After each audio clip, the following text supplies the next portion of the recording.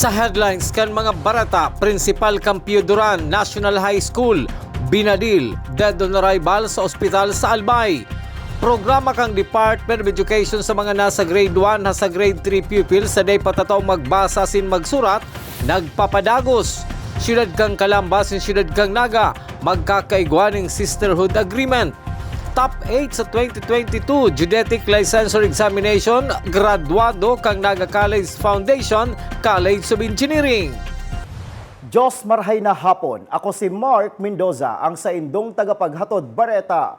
Mga estudyante sa grade 1 hasta grade 3 kan Triangulo Elementary School, tinututukan ngunyan kan mga paratukdo na mas makanood sa pagbasa asin pagsurat. Ini matapos magluwas ang resulta na dakul sa mga ini ang dai patataong magbasa. Aramon ta ang kompletong detalye sa report ni Melvin Machado. Sa loob ng 8 semana, tututukan ka mga paratukdo kan Triangulo Elementary School ang gabos na estudyante kang grade 1 hasta grade 3 na makanod magbasa asin magsurat. Parte ini kang 8-week learning recovery program curriculum kang Department of Education. Pinagpunan ini kang bulan ni Agosto kasabay kang face-to-face class asin matapos sa primerong semana kan bulan ni Nobyembre. Si Ma'am Rebecca Borja saro sa mga nag-training para sa 8-week LRP curriculum. Durante subot kang ginibong pretest sa ng mga estudyante, nahilingan ini nin kaluyahan sa pagbasa o pagmidbid ng mga letra urog na ang yaon sa grade 1. Matang sa grade 2, igwang 38 kaipuaning full intervention asin 37 man sa grade 3. Igdi sa moya kaya na since na nag-pretest kami, halos nasa full intervention gabos ang eskwela mo. Nasa 0 pa sila. Kasi they talaga nila ma-identify ang kada letter, miski sound, they talaga nila kaya i-identify ko ano to. Igwa man, mga 2 letra, pero not all of them talagang mayo. Totally blank pa talaga sila sa learning kaya. Sa grade 1, nakatutok subod ang pagtukdo sa mathematics asin mother tongue. Ang primerong parte kang programa, iyong assessment. Asin ang huring parte, iyon ang pag-ibaluar kung may nanodan ang mga kaakian urog na sa pagbasa. First week, ano pa yan, pre-assessment po. Kang aki, pre-test. Tapos, at the end of the program, ika-10th week, magkakaiwa kami ng post-assessment po. Pre-test din naman. Duman sa hilingan po yung improvement kang program na to kung talagang si Aki nag-improve si sa iyang pagkanood. Lalo-lalo po sa pagbasa. Sa grade 1 po, nakafocus po kami sa 2 lang na subject. Ngunyan na 8 week. Focus po kami sa mathematics and mother tongue. Mientras tanto, pero kang pagtukdo sa pagbasa asin pagsurat, ibinali naman ang libreng pakakad o feeding sa mga estudyante na may problema sa nutrisyon. Para sa GNN TV 48 Naga, Melvin Machado, Newsbreak.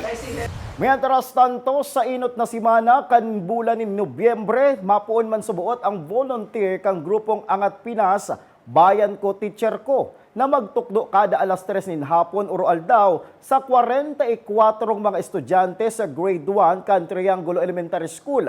Ang nasabing bilang kan mga estudyante ang dai pa subuot, taratao magbasa asin maluya pa magsurat. Kabali sa nahihiling na rason ni Ma'am Rebecca Borja kan Triangulo Elementary School, iyo ang nakalihis na pandemya na 2 taon na mayong face-to-face class. Nag-ikwasindang paano sa Aki, pig-test nila si Aki sa pagbasa, pag-identify ka itong mga letters and word, si mga words nga hindi pa nababasa kang Aki. So yun to ang naging nila basis. Kaya garo nakaiba si Triangle Elementary School duman sa program na pig-offer kang Angat Buhay, BKTK program. Padagos pa sa mga bareta, PNP sa Banawaan in Minalaba, Camarines Sur, matabang naman sa mga estudyanteng TIOS para makapagtapos nin pag-aadal. Aramot ang kumpletong detalye sa report ni Jerome Breeze. Saro sa prioridad na programa kan Police sa Community Affairs Division kada Minalabag PNP ang makatabang sa mga kaakian takaning makapagtapos sa paglase. Sigun kay Police Major Ronald Brugada, inaapon ninda nga project task utabang sa aking may kaipuhan.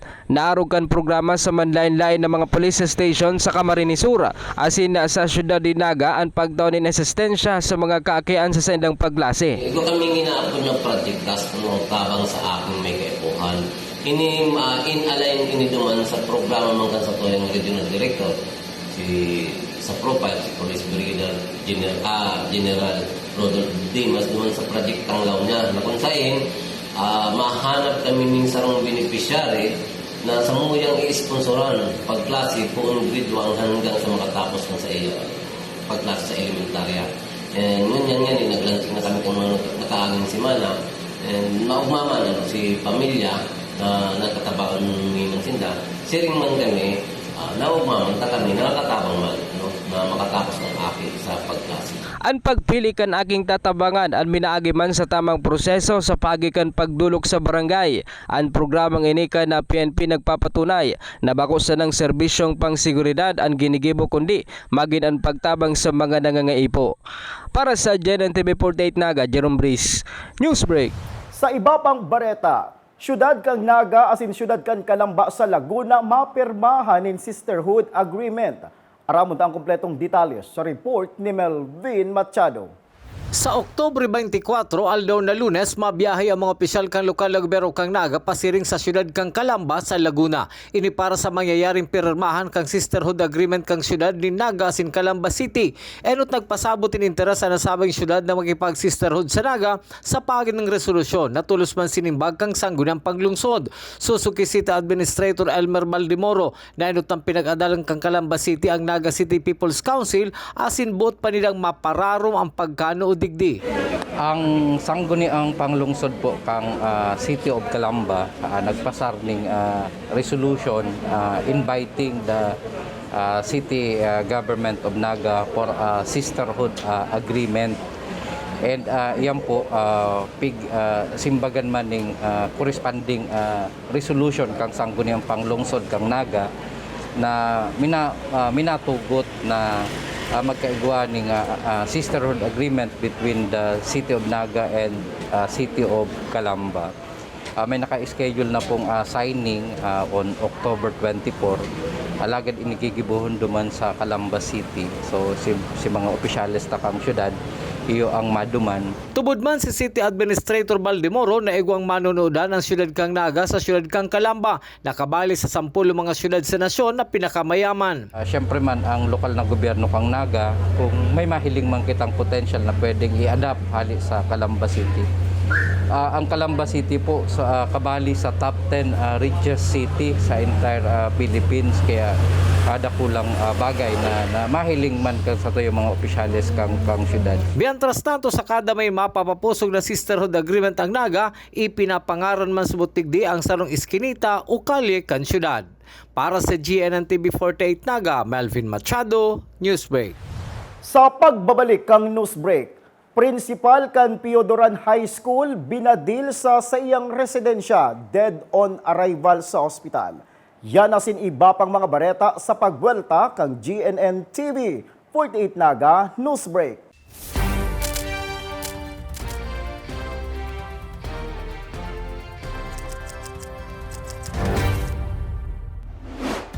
Mas pinalinaw, mas pinalakas, mas pinalawak. Ang GNN TV 48 Naga, digital na! Kung ang inyong TV sets ay digital ready na, pindutin ang scan o search channel button at makikita ang GNN TV Channel 48. Maaaring gumamit ng indoor o outdoor antenna para sa mas klarong panonood. Ganito rin ang gagawin kung kayo ay gumagamit ng digital box. Sa mga susunod na araw, asahan ang mga programang malapit sa puso ng mga Bicolano. Sa oras ng sakuna, isa sa mga kailangan natin sa ating tahanan ay isang gubag. Ang isang gubag ay naglalaman ng tubig, mga dilata at biscuits upang hindi tayo magutom, energy bars o energy drink, first aid kit, communication devices tulad ng flashlights at batteries, whistles o pito, portable radio at extra cellphone. Mas mabuti kung meron tayong prepaid load guard. Tools tulad ng Swiss knife at gunting. Maaari din tayo magdagdag ng lubid. At huwag natin kakalimutan ang hygiene kit na naglalaman ng sabon, tissue, toothpaste, toothbrush at face mask. Sa lahat ng oras, laging bukas, nakahanda ang aming tanggapan. Tandaan, ang Bicolanong alerto, pirming protektado. Naghahanap ka ba ng one-day printing? Look for AET Ads. We offer tarpaulin printing, billboards, panflex, laser cutting, and stainless for quality signages and many more. Your signage is the face of your business. Kaya ano pang hinihintay mo? 11 up mo na ang signages at billboard mo. Matatagpuan sa Pabidon 4, Door 5, Panganiban Drive, Naga City, in front of Boy Scout and Girl Scout of the Philippines. Sa Central Branch, located at Barangay Dinaga, Naga City, Salbay, Barangay Sagbon, Daraga Albay. For inquiries, you may call or text at 205-5322 or 0998-952-7485 and look for Mr. Willis Soliman. AET Ads ka na, your one-day quality printing.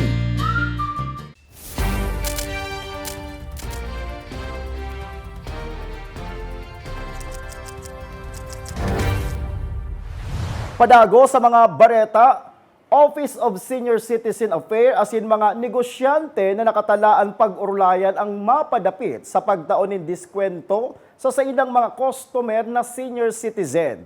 Uyaban report ni Melvin Machado. Para may pagirumdum giraray sa mga establishmento komersal sa siyudad kang Naga na may lay na nagsusugo sa pagtaon ng diskwento sa mga senior citizen. Nagpaplano ang Office of the Senior Citizens Affairs sa pamamayo ni Mr. Jimmy Reblando na imbitaran ang mga manager at supervisor ka mga butika, restaurant asin iba pa para pag-urulayan ang isyo sa discount para sa mga senior citizen. Sa totoo lang, siguro may mga establishment na personnel na di masyadong oriented kang law. Ang pagtubod ko, ang law, pig-orient kan inot. Pero ang pagtubod ko, after several years or 10 years from now, ano na siya? Nagsarali ng manager, nagsarali ng butikarya, nagsarali ng gabos ng mga personnel, hindi masyadong oriented. Huli kanday pagtaon ng diskwento sa mga senior citizen. May mga membro subot na nagpapaabot sa inda ng reklamo. Oo po. In fact, may mga reports sa TOYA. Ang ginigibot na dyan, pag nagreklamo sa TOYA, pinapa-fill up na katong complaint forms. Kaya po, may complainan. Pag nakaabot yan sa MOYA, sinusuratan mo itong bigo complaint ng establishments, pinapasimbag mo, pinapa-explain mo man, tangari both sides, madamot mo. Tapos, kung ganing pakataon na gusto mag-artubangan, pinapa-atubangan mo. Kung habo magpasettle, so apoton mo ng senior, gusto mo magpadagos, ning kaso, nasa likod mo kami. Ngunya na bulan kang Oktubre, pinagigurumduman ang elderly month. Para sa GNN TV 48 Naga, Melvin Machado, Newsbreak. Mientras tanto, ginibuman kan subagong aga ang blessing kan pinakarhay na opisina kan Senior Citizen Affairs kang Naga na pinamamayuhan man ni Mr. Jimmy Reblando. Nag-attender man sa nasabing okasyon kan subagong aga sinda Administrator Elmer Baldemoro, City Councilor Sani Ranyola, Vice Mayor Nenny Diasis, City Councilor Jess Albios, asin ang mga senior citizen kan siyudad ng Naga. Sa ngunyan, nagkakaiwa po kita ng blessing kan renovated building kang OSCA and the Federation building itself. Kahaloy-haloy naman ini na medyo nagkaiwa naman yung kadikit na damage, umurgulpi na ng damage sa pirang bagyo na ng Agi and other calamities na. So this time, tapos naman siya, kaya may blessing na kita. Simple blessing sana. Sa satuyang police report, padagos ang ginibong investigasyon asin paglamag kan mga otoridad Kampulanggi Municipal Police Station sa duwang suspek na responsable subuot sa pambabadilgadan sa biktimang si Beverly Ubante Cabaltera, 53 years old, asin principal kan Piodoran National High School.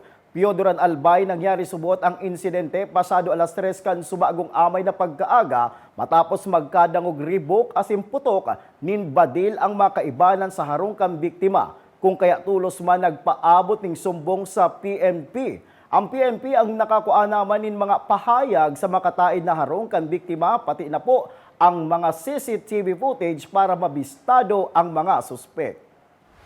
Sa iba pang police report, lalaking ng kantsaw sa sarong security guard nirapado nin tubo, irido. Detalles sa report ni Jerome Breeze. Himas rehas ngunyan ang sarong security guard kan sarong mall sa syudad ni Naga matapos ining mapikon asin rapaduhonin tubo ang sarong persona matapos nakantyawan subot kan biktima sa barangay Concepcion na Pequeña Syudad ni Naga pasado alas 9 ka Subanggi. Sigun sa suspect na si Nelvin Sibulo, 30 anyos, dahil nasubotin ni nakapagpugol matapos na paurotro siyang kantyawan na panot ka na tulog mga persona na nag-aagi sa indang residensya. Ako po alis sa trabaho. Ganyan po, barabanggi na po yan. Kada agi ninda, pag naglalaba ko, sige po nindan sabing panot sa. Okay. Ganyan, niluwas ko po. Pinakot ko sinda kung anong problema. Ang sabi ko, niya ko, dahil ta kami inaano, ako tigpa para baransagan nitong araw kaya. Siya pa po ang igot, tinamon pa po kung suntukan. Kaya, ninotang ko naman po sila, tulo sila. Sa laduman kan biktimang Silito Zamora, 22 anyos, desidido sinda na magsangatin kaso sa sospek na inhulitabasang nasa naining pigrapado nin tubo na tuminama sa iyang payo rason tanganing mairido asin pigdara sa ospital. Pauwi na po kami sir, tapos ang magkano kami sa tigbaratan niya kami. Talaga pong pero tigtripan lang po kami. Tigtripan. Bakaso ka mo sir, duman sa suspect. Ang PNP Station 2 Naga City Police Office nangapuda na iwasan ang pangangantyaw asin pambubuli tanganing maiwasan na maotro ang mga siring na insidente. Para po naman sa mga mahilig magbuli, iwas-iwasan ta po iyan yan nga dahil parehas ang tao na madaling mapikon hanggang sa napaparaot lugod ang ang iriwalan hanggang sa mag-iriwan na. Sa ngunya, nasa kustodiya na kan Police Station No. 2 Naga City Police Office ang suspect asin sasangatanin kasong physical injury matapos ang insidente. Para sa GNN TV 48 Naga, Jerome Brice.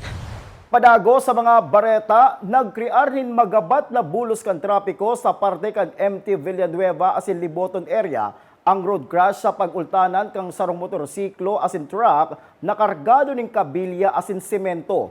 Lunad subuot ka motorsiklo ang duwang estudyante na dinaraman tulo sa ospital mantang nakapagresponde man ang mga otoridad na magkukondusir nin investigasyon.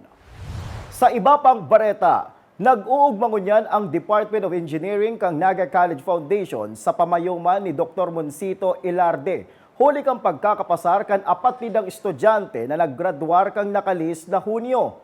Ini kinababalihan ni Engineer John Patrick Di Mesa, Engineer Elizabeth Ebo, Engineer Esperidion Rostia Jr. Asin ang nag-top 8 sa 2022 Genetic Engineering Licensure Examination na si Engineer Lawrence Gabriel Gavara Garais. Susog ki Ilarde, nag-iisip naman sinda ng ibang mga programa para masustinir ang marhay na resulta sa eksaminasyon kan sa indang mga estudyante.